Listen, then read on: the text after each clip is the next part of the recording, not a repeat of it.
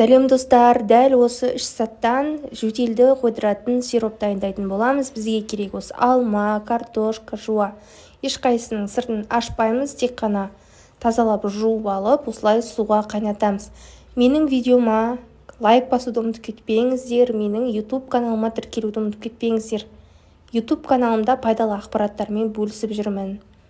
Мінекей картофелімізді, жуамызды, алмамызды осылай қайнатқан кезде осындай қоңыр түске енеді. Біріншісінде қайнап жатқан суымыз, одан кейін қызғылт түске енетін болады.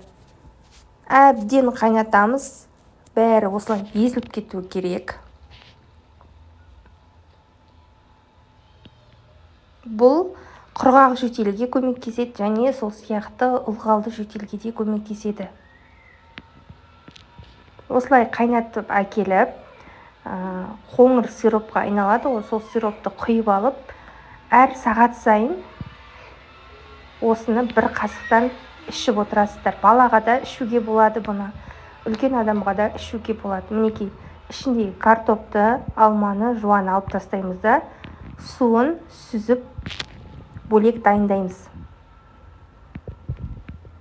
Үлкен адамға да ішуге болады, кішкентай балаға да ішуге болады. Сағат сайын ішкізе беру керек. Тек қана бір күн қана ішіп қоймай, күнде осылай ішіп тұрсаңыздар, кеудеңіздегі қақырығыңыз түсіп, жөтеліңіз кәдімгідей қояды. Осылай жасап көріңіздер. Пайдаңызға жарасын.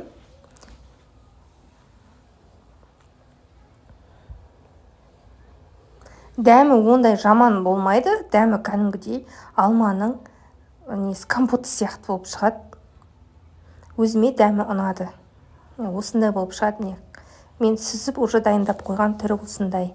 Менің каналыма тіркелуді ұмытпаңыз, және видеоларыма лайк басуды ұмытпаңыз. Сау болыңыздар.